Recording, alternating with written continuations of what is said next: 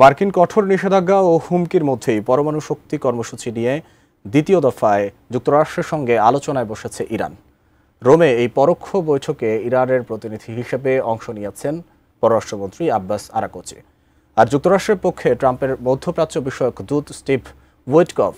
এমন আলোচনায় ইরানের পারমাণবিক স্থাপনায় হামলা চালানোর প্রস্তুতি নিয়েছে ইসরায়েল। কিন্তু কেন এমন পদক্ষেপ নিয়েছে ট্রাম্পের মিত্র দেশটি? বিস্তারিত শেখ ফরিদের রিপোর্টে।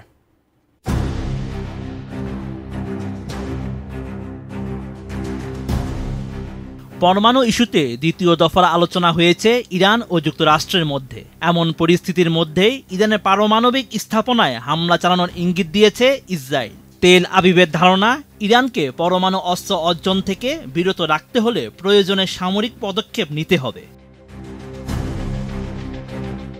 19 এপ্রিল বার্তা সংস্থা রয়টার্সের এক প্রতিবেদনে এমন তথ্য জানানো হয়। এতে বলা হয়েছে, ইসরায়েলের প্রধানমন্ত্রী বেনিয়ামিন নেতানিয়াহু জোর দিয়ে বলেছেন, ইরানের সঙ্গে যে কোনো ধরনের আলোচনায় তাদের পরমাণু কর্মসূচি পুরোপুরি ধ্বংস করা জরুরি।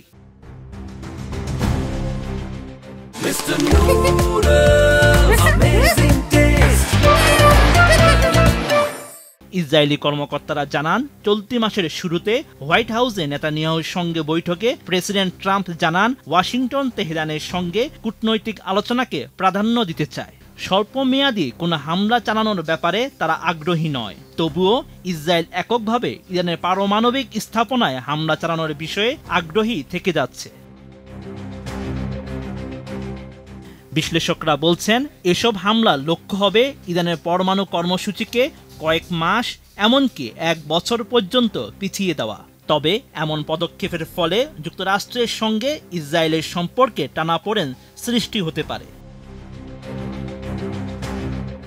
অন্যদিকে ইরানি কর্মকর্তারা জানান, তাদের নির্ভরযোগ্য গোয়েন্দা তথ্য রয়েছে ইরানের পরমাণু স্থাপনায় বড় ধরনের হামলার পরিকল্পনা করছে ইসরায়েল। তেহরান এই পরিকল্পনার বিষয়ে অবগত এবং যে কোনো হামলার বিরুদ্ধে কঠোর ও দৃঢ় জবাব দেওয়া হবে।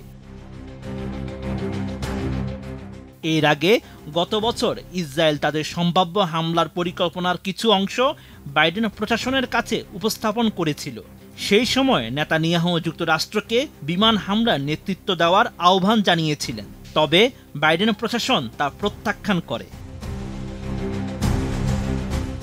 Sheikh Farid, ATN news.